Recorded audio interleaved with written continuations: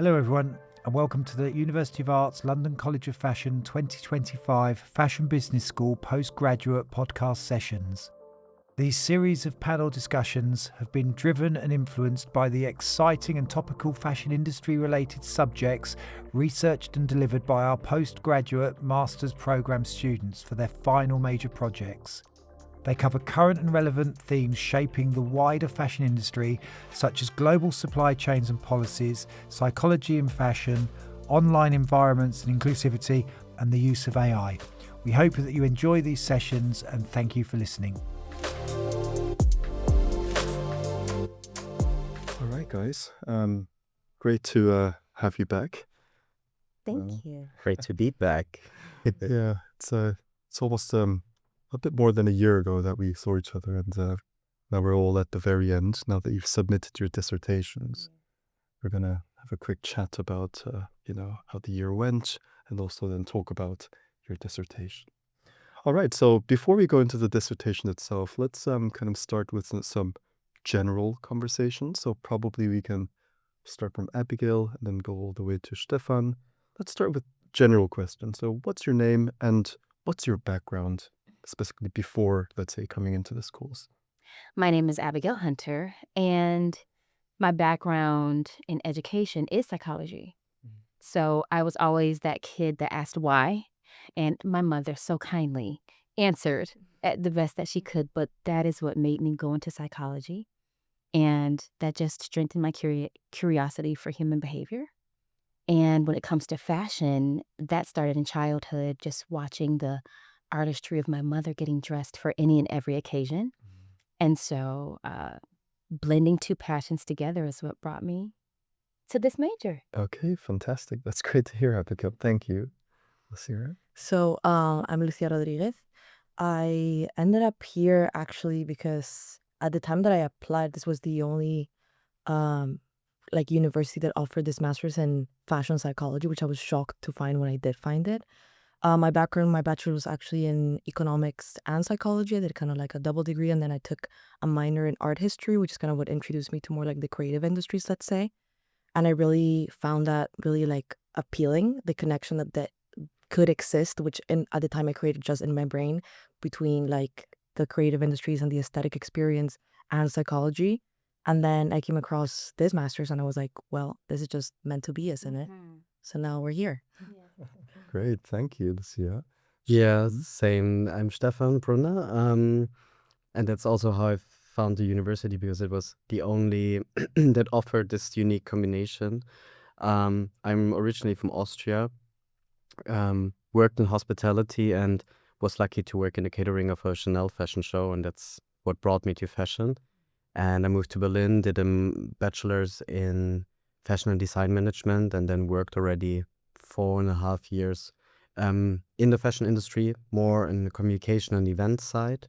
And I think I always had an intuition for human behavior and what's working in terms of communication. But I also thought, okay, it's interesting how to explain that in a scientific way. And that brought me to psychology, and yeah, I ended up here, and I didn't regret it. Oh, I'm glad to hear that. Of course, leader, I'm sure you're very glad to hear that. I mean, it's as we kind of said, like it's a unique combination. And in this point in time, as far as I'm aware, it's the only course in the world that offers, these two kind of disciplines together. Yes. But once we kind of start going into the course, it becomes quite evident that it's quite a natural connection as well, isn't it? Lit. Fashion is just so prevalent in everyday life, True. and therefore to scientifically study it is it's a very natural combination. Now, it's really interesting that you guys all come from, such variegated different backgrounds. And as you went through the course, I'd like to know then, like, was there anything that you particularly picked out from the course that you enjoyed the most, or whatever was most memorable for you? Well, we can maybe start with actually whoever is ready. I can start. I think for me it was great to step out of my comfort zone again. I think I was quite natural already in working in a business environment. but I never had like a focus on scientific research and really do proper statistics and quantitative research and qualitative research. And so for me, the fashion part wasn't too complicated, but more like the psychology part. And then really, like, I remember the first months I was really struggling and was really stressed about being challenged again. But then when I overcame this, and then especially realizing during writing the dissertation and doing the research for the dissertation that I learned so much in this short amount of time, that was a great realization for me. And yeah, quite a positive feeling then, even though the first months were a bit hard. I think it's a narrative that we hear very often, whenever we come into this course, there is a challenge, there's a certain paradigm shift, but a lot of the good students, successful students tend to overcome that initial challenge and really thrive from there. Now, Stefan, in your case, was there anything that helped you overcome these challenges? Mm, I mean, I try to go to as many language development classes as possible because English is also not my native language. And I think trying not to overthink was quite important for me because I was always a bit anxious if the writing is good enough and detailed enough and rigorous enough. But then I think Damien, our lecturer there, gave us the advice, just write something and then rethink it later, and that helped a lot because then you have already something on the paper, and then like optimizing it is way easier than just staring at a blank page for hours, because then you get super frustrated at some point. Okay, great. Yeah. And Lucia, what about you? Yeah, I What was feel like most memorable? I'm going to add to what like Stefan said because I really agree with this whole concept of realizing when we write our dissertation how much we've actually learned in terms of like tangible skills as well, which was quite surprising for me because I would say when we entered the course, it was really exciting. I remember like the specific class, the moment where I realized like because the first part we actually focus a lot more on psychology, I feel like, and then there's a moment in block 2 where you actually make that direct connection with fashion. And I remember that being like super exciting because I thought it was something that only like I was imagining in my head, and seeing all this research and all this time put by researchers and academics into this topic, and learning so much about like the different things that come at play when we think about like fashion and psychology intertwined, which was extremely exciting. But then from there, getting all these tangible skills in terms of qualitative research, quantitative research that we can now perform it ourselves to such a high academic level within that scope was very exciting, I feel like, even though at times was relatively scary if you don't come from a background that's that scientific initially, because my education, even if I did economics psychology, the writing aspect of it was more humanities based. So having to interact with scientific writing for the first time was quite intimidating. But I feel like my recommendation in that sense would be to do a lot of reading. That's what personally helped me, like really understanding how people portray their ideas and like present them through in a way that's effective, but you can still allow yourself to express yourself even if it's scientifically, which is what I wanted to conceal in my brain. You can still express yourself within humanities and the scientific writing in a way that's still effective and proper within that matter, let's say. So yeah. Okay, that's great. Now you talked about the fact that, there were different psychology units that you were able to build up across the year. Was there any particular psychology unit that you thought, oh, I'm either learning something new, or you're kind of relearning something again, but from a new perspective?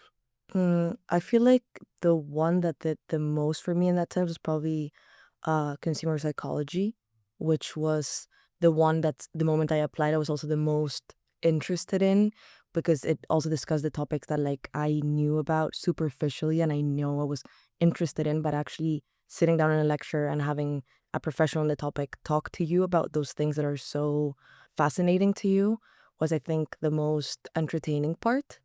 In that sense, the part that excited me the most, let's say. Yeah.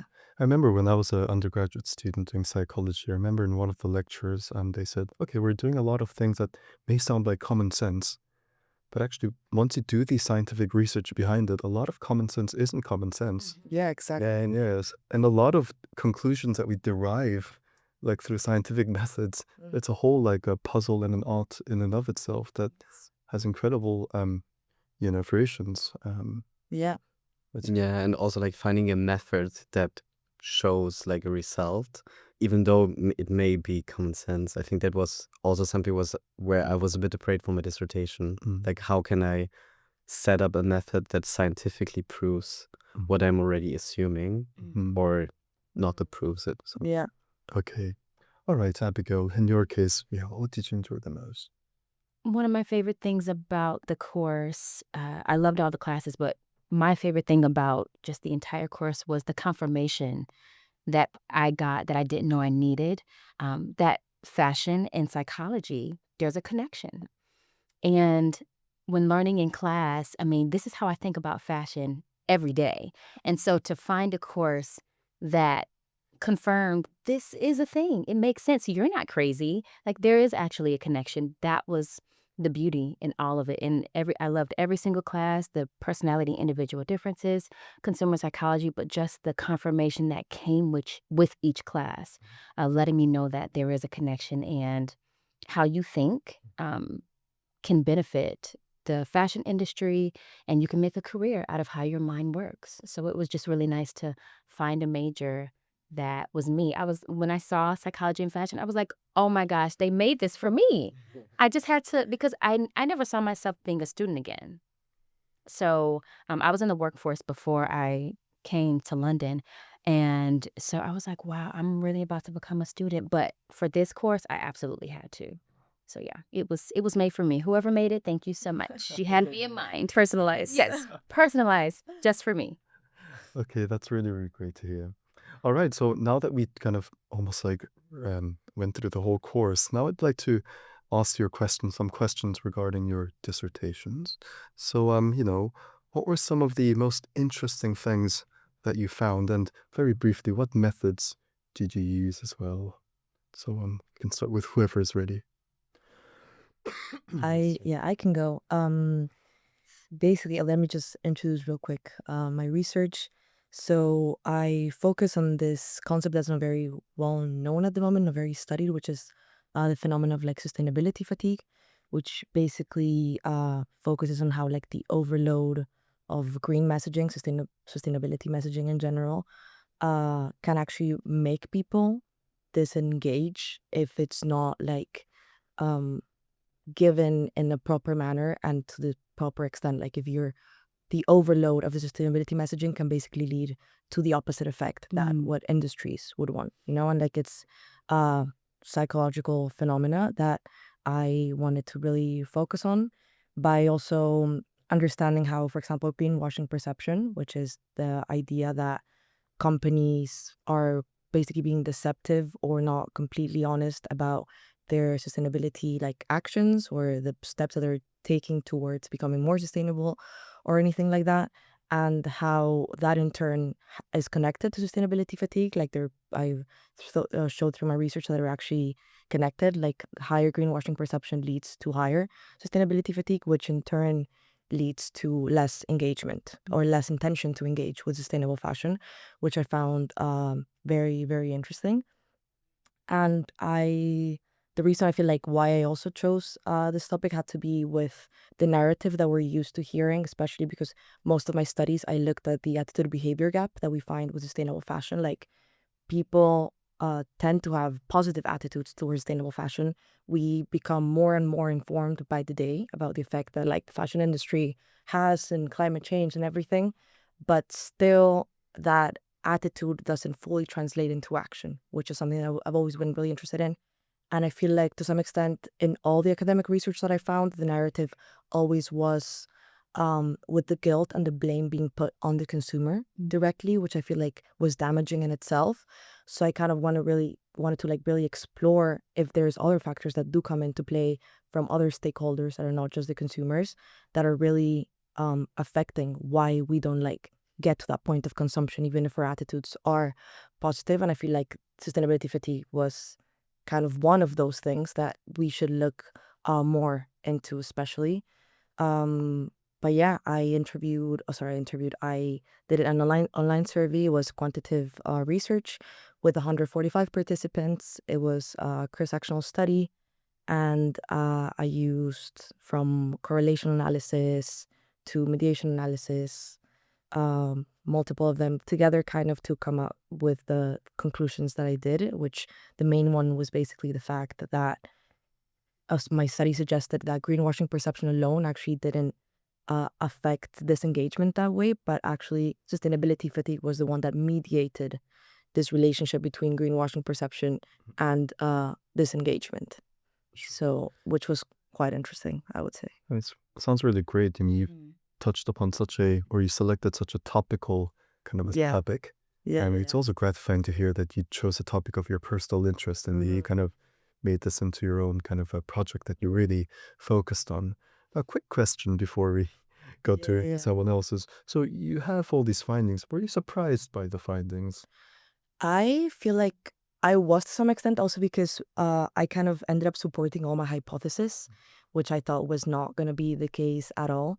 It was really gratifying when it did happen, and it was even more gratifying when through literature I was able to like really understand why that is the case, and like considering it's also a very underexplored topic, like sustainability fatigue in itself as a concept has only been defined within the last decade and hasn't been like properly explored at all still to this day. So it was interesting to at least bring in my little, like grain of, sand into the topic that I feel like could help into also changing this, shifting this kind of the way that we think about responsibility when it comes to sustainable consumption from the side of the brands and the industry as well, where a lot goes for them as well. Like they should actually make the effort to make this green messaging honest and straightforward and all the things that consumers need to actually want to be a part of what you're selling and want to engage with something that doesn't feel deceptive or overwhelming or any of the things that can come into play with sustainability fatigue. Okay, that's great. I mean, that's really, I really like the comparison you used regarding the grain of sand. In science, we don't solve the fashion psychology. No, right, not at all. But we contribute bit by bit, and hopefully that we can build up to something. So I'm going to jump to Stefan actually, because so now that you've dealt with sustainability fatigue, my understanding is, Stefan, you did something somewhat similar, right? Not sustainability wise, but your topic was on beauty burnout. Yeah, it also is exhaustion and fatigue. And I was inspired by a Vogue business article that was very journalistic and a bit like provoking. And it asked the question, are we heading for beauty burnout? And I thought it was quite an interesting concept. And she had like the author, Jessica DeFino, made a lot of interesting claims, but it came from a very cultural and business point of view. But it could also, just from a personal perspective, resonate with a lot of arguments that she made. And then I thought, okay, that's a great base to start like a psychological research about it. And also, she made like very general claims, but from a very American perspective. So I thought like, okay, is it like a global problem? And because it's very under-researched, similar to the CS topic, I decided to do qualitative research with a focus on a German-speaking sample and only women to have results that can be very clear, but maybe not too generalizable, but also can say, is it a global problem or is there maybe cultural differences? And my results have been that, like, I think the first thing what surprised me a lot is the engagement of my participants. Like, I put up some social media postings and the feedback that I got was like big, and everyone was like super interested in the topic and very open to participate. So I could see that it's definitely something that moves a lot of people. And also when I had the talks, I had very like open conversations with women from 21 to 58, and beauty played a role in everyone's life. But my conclusion was that beauty burnout may not be the right term, because even though it's a very like slang term in for many things, there is nowadays a definition for it, and it's like a long-term dismanagement of workplace stress that leads to exhaustion, to cynicism, and to like a distance to the topic of work. And I tried to adapt that to beauty, and even though it has like some similar characteristics, it's more like episodic instead of long term. So I came up with a model, which is the beauty, resilience, and strain model. And it basically shows that there's like always this dynamics between being exhausted because of beauty and the stress that the beauty industry causes and that beauty ideals cause, but at the same time, like learning from that and creating like some kind of resilience that you can conquer this. And it's kind of probably a question of time if we as humans fight against this strain and win, or if it will end up in some point in the beauty burnout. But there is definitely some interesting insights how we can successfully manage all this stress. Well, that's really inspirational. Like I guess I hope this message was delivered successfully last year. But I think it's a great thing about fashion psychology is that we get inspiration from the fashion world, fashion industry. We develop some insights using scientific methods, and then in this case, your topic directly came from a Vogue magazine article. So there is a real life question out there, and then you took that into a scientific project. And I think that's a really, really admirable way to go forward. Now, actually, I'm going to combine the dissertation and the impact kind of questions together, actually, for Stefan. So, your question directly came out from the fashion industry. How do you think your answers that you got can impact the fashion industry back or beyond? I think there are indications for consumers that have like a first model to understand what's out there and what's affecting their stress that they have with their appearance or their beauty, to really learn how to manage this and have like realistic beauty standards again, especially now with the rise of AI and digital avatars that even make a beautified version of us in the online world. And it's really tough to deal with that if you don't know what's affecting you.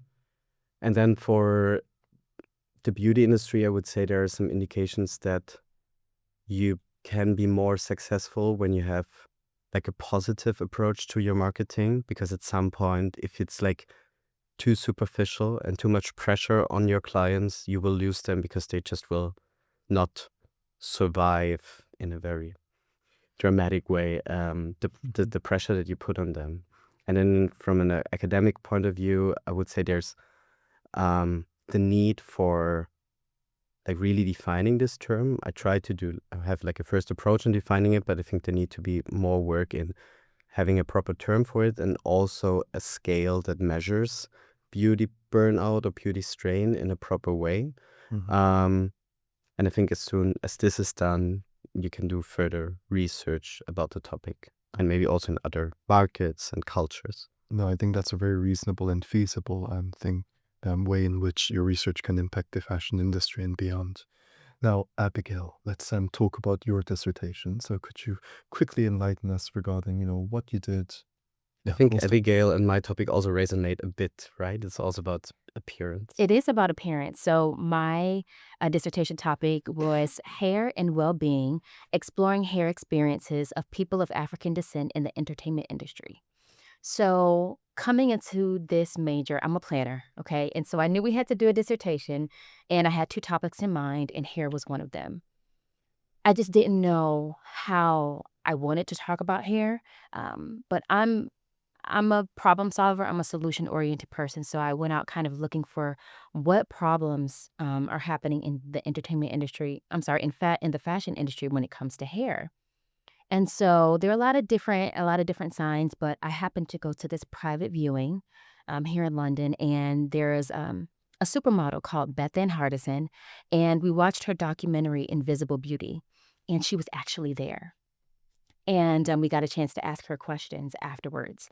And one thing she mentioned, and this is when I didn't know what my topic was going to be, she mentioned how a lot of Black models, they were losing jobs and not getting booked because the people didn't know what to do with their hair on set. And so that's how a lot of them started wearing extensions all the time because they could deal with the extensions. And so through prayer and discernment, I decided to go with, the experiences of what happens to men and women in the entertainment industry. At first, I was just going to do women, but then I found an interview with men in Hollywood talking about their struggles. And I was like, I can't leave the men out. And so I decided to do both genders. And so I interviewed men and women. And what I found was that, I did qualitative research because I wanted to get rich insights of their experiences. And qualitative research allows me to do that. And that's how I learned too, through other people's experience. And I could have done quantitative, which I know you would have appreciated.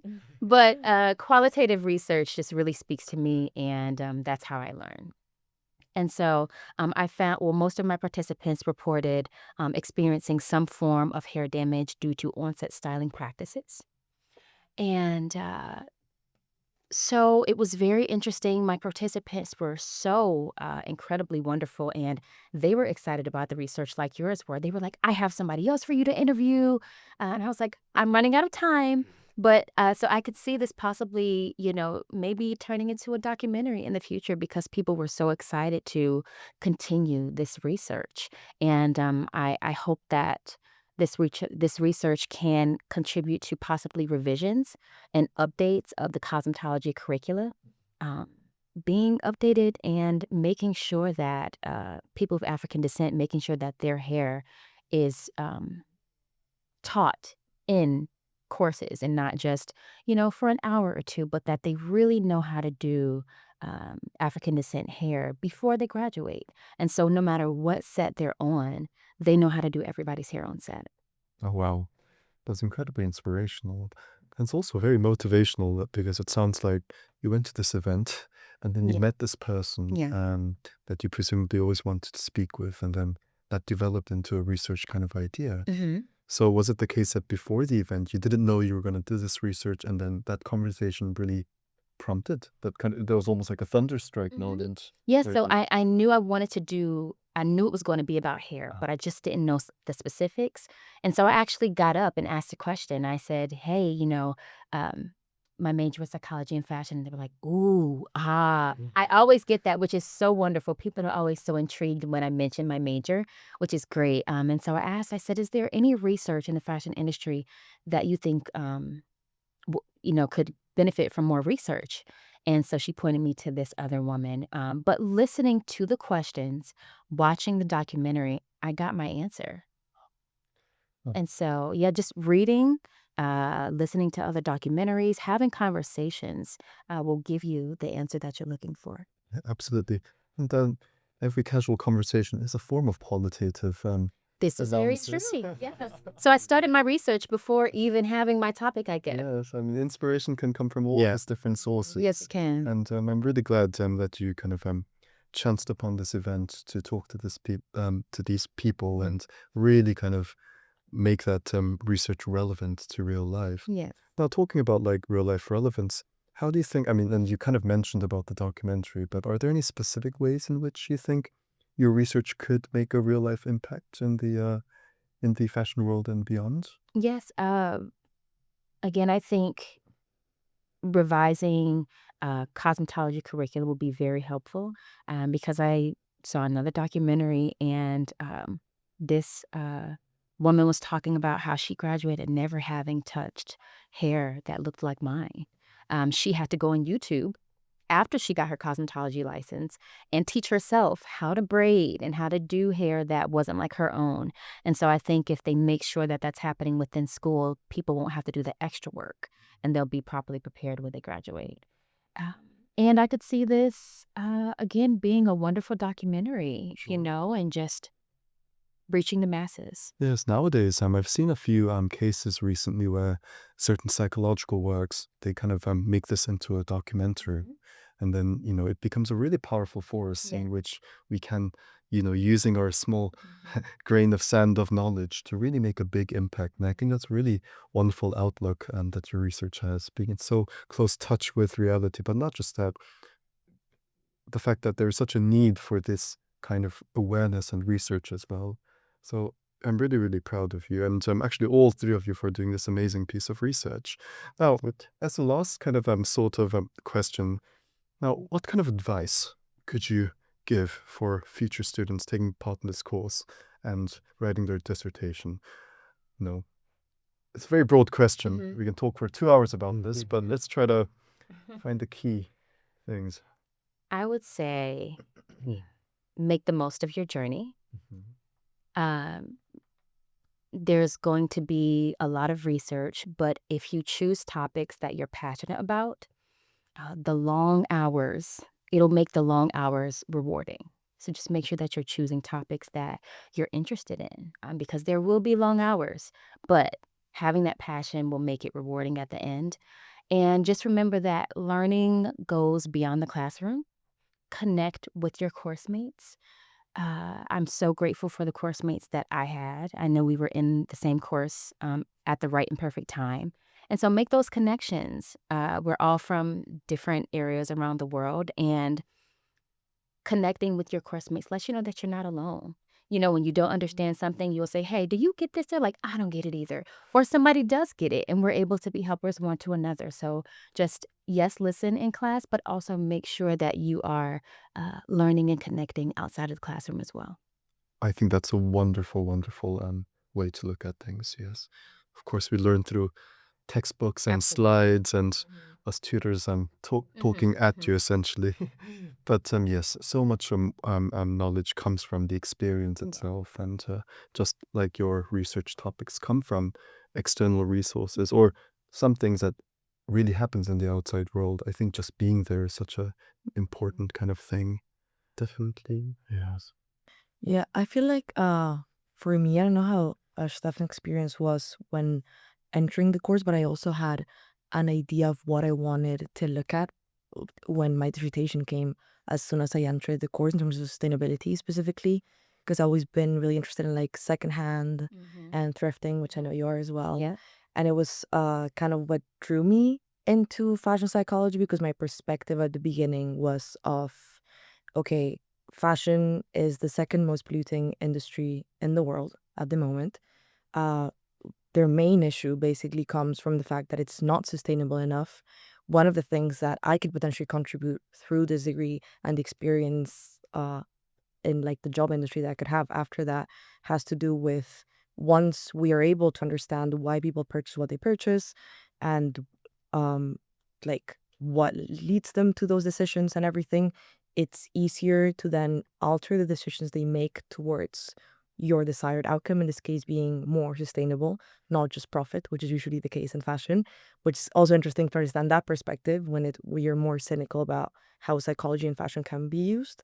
But my idea when I entered the course was that, and I feel like having that drive that leads you to this course in the first place and like kind of maintaining that throughout, but also allowing new perspectives and new things that you learn throughout to also affect the way that you think about the things that you thought so clear about, really make it a lot more fruitful as an experience. Like really enjoying the drive that drove you there, but allowing the new things that you're learning and the new concepts that are coming your way to really allow you to shift your mindset that maybe you had at the beginning and really understand things for what they are. I feel like a good thing was to be very open-minded, let's say. And then a more practical recommendation I feel like would be to really pay attention when we're doing SPSS, because that's gonna that's gonna come in really handy in the long term if you decide to do quantitative research for your dissertation. Hear it from someone that didn't take that advice too seriously at the moment.